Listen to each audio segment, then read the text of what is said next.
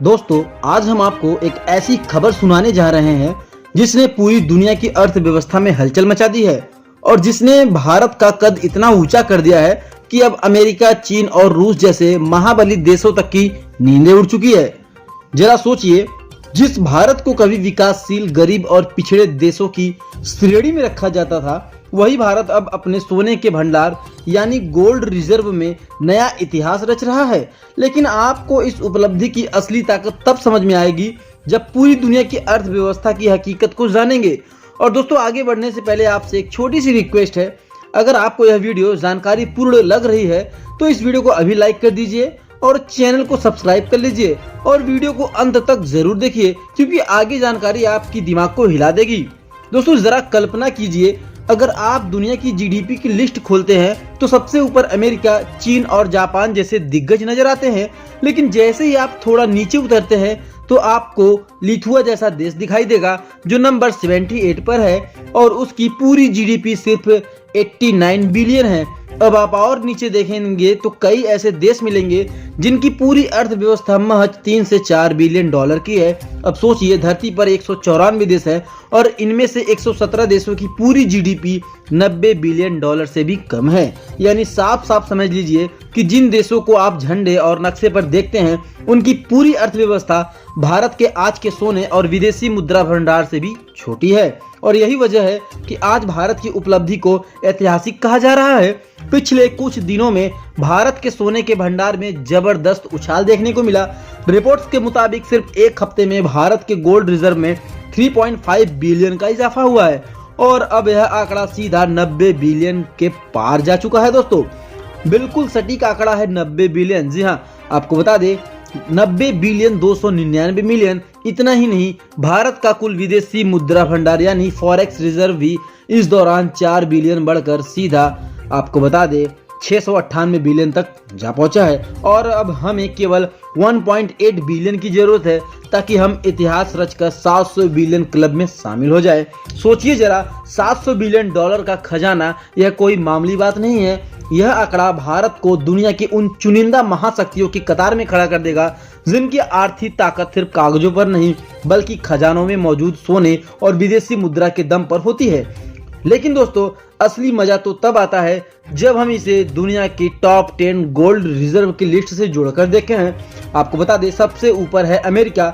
उसके पास भारत से लगभग 10 गुना ज्यादा सोना है और उसके खजाने का लगभग 80% हिस्सा सिर्फ सोने में ही है। लेकिन भारत की कहानी बिल्कुल अलग है। भारत के कुल रिजर्व में सोने का हिस्सा केवल 13% है, यानी अपार गुंजाइश है। अगर भारत चाहे और अमेरिका की तरह अपनी रिजर्व का बड़ा हिस्सा अगर गोल्ड में बदल दे तो सोचिए हमारे पास कितना ज्यादा सोना होगा।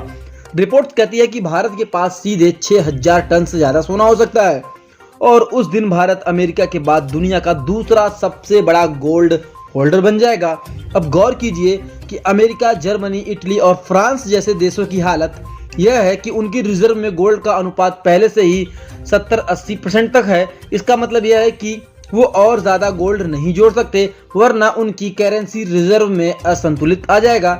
वहीं भारत, चीन और स्विट्जरलैंड जैसे देशों के पास अभी भी डॉलर और दूसरी करेंसी का बड़ा हिस्सा पड़ा हुआ है जिसे धीरे धीरे सोने में बदला जा सकता है और यहीं पर भारत का मास्टर स्ट्रोक शुरू होता है। लेकिन अब आपका सवाल होगा कि जब फायदा इतना बड़ा है तो भारत या चीन तुरंत क्यों नहीं डॉलर बेचकर मार्केट में सोना खरीद लेते हैं? दोस्तों, जवाब है मार्केट का असली खेल।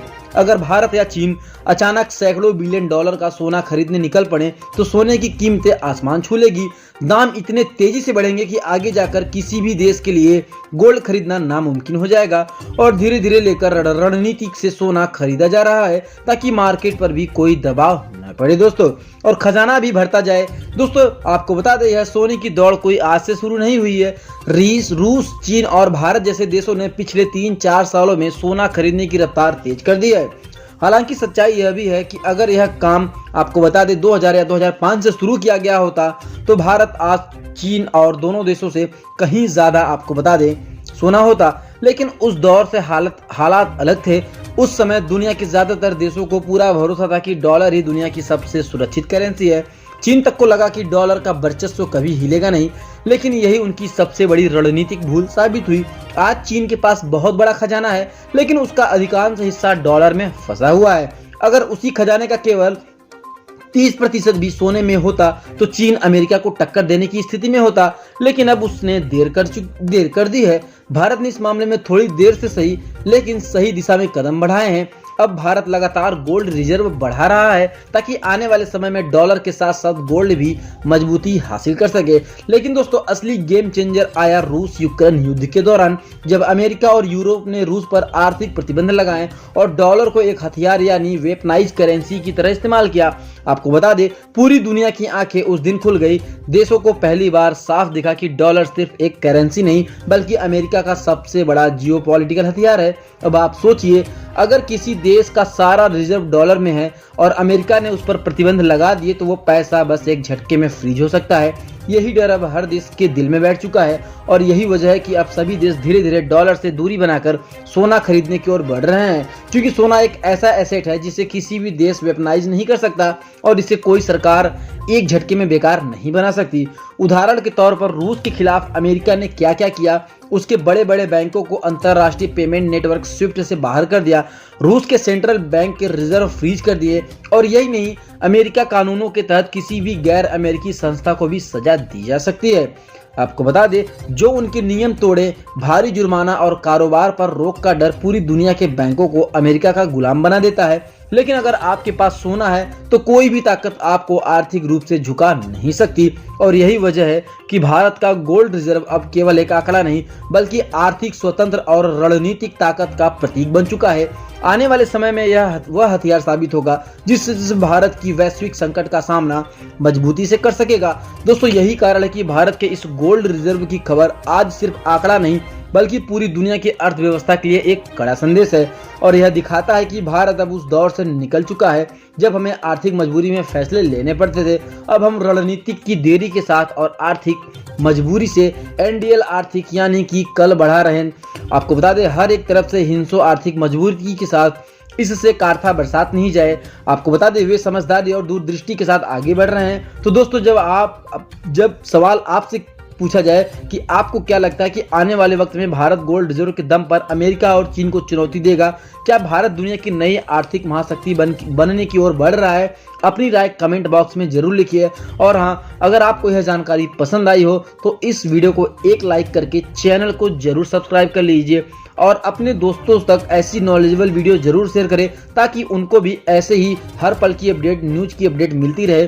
तो मिलेंगे अगले धमाकेदार खबरों के साथ, तब तक के लिए जय हिंद जय भारत। फिर से मैं बोल के जा रहा हूँ, अगर आपने अभी तक इस वीडियो को लाइक नहीं किया है तो फटाफट वीडियो को लाइक करके चैनल को सब्सक्राइब कर लीजिए दोस्तों।